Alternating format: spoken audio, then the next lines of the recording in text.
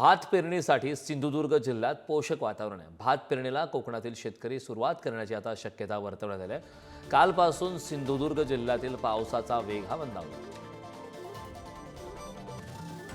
म्हणजे गेल्या आठवडाभर तर पाऊस कोकणामध्ये पुष्कळ प्रमाणात झाला आणि त्या पावसाने पेरणी करणं उचित नव्हतं। आता आजपासून थोडीशी उघडीक आहे आणि या उघडीपीनंतर आणि आज किंवा उद्या पेरणी करायला कोणत्या तरी हरकत नाही। म्हणजे जास्त पाण्यामध्ये जर पेरणी केली तर बियाणं चांगल्या प्रमाणे उगवत नाही। थोडीशी मोकळीक असली, जमीन जरा सुकी असली तर बियाणं चांगलं उगवतं। 8 दिवस सतत पाऊस पडत होता। त्याच्यामुळे सगळी भात पेरणी खोळंबलेली होती। पण कालपासून जर पावसाने उसंत घेतलेली आहे आणि थोडी उघडीप आलेली आहे।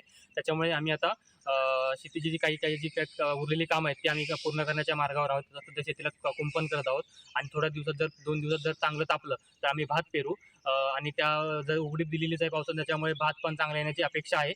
जर पावसाने आमच्यावर मेहरबानी केली तर भात पण चांगलं येईल आणि तेवढं नुकसान पण आमचं होणार नाही। तेवढं संदर्भात ताजे अपडेट देण्यासाठी आपले प्रतिनिधी उमेश बुचडे आपल्यासोबत जोडलेत। उमेश, आपण पाहतोय भात पेरणीसाठी सिंधुदुर्ग जिल्ह्यामध्ये सध्या पोषक वातावरण आहे आणि भाताची लागवड होण्याची शक्यता आहे। काय ताजे अपडेट?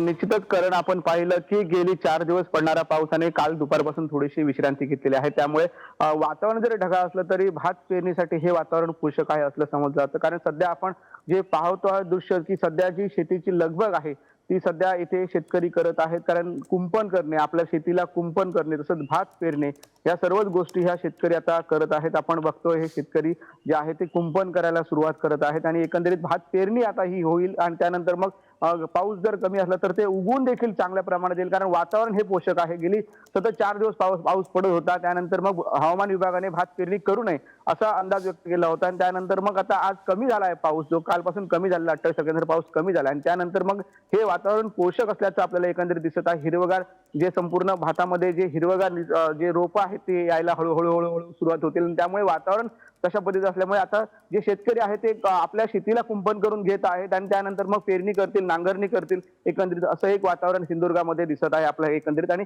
सध्याची परिस्थिती पाहिली तर आपण गेले जो आठवडा होता तो पावसाचा होता आणि त्यानंतर मग आता देखील पावसाचा अंदाज हवामान खात्याने व्यक्त केलेला आहे। पण सध्या कोकणामध्ये महत्वाची जी भात शेती असते आणि भात शेती केल्यानंतर आपण शेतकरी हा वर्षभर त्यावर अवलंबून असतो, त्या भातावर अवलंबून असतो। त्याच अनुषंगाने शेतकरी आता शेतीच्या लगबगत आपल्याला पाहायला मिळत आहे एकंदरीत। करण, अगदी उमेश, खूप खूप धन्यवाद या महत्त्वपूर्ण अशा माहितीसाठी।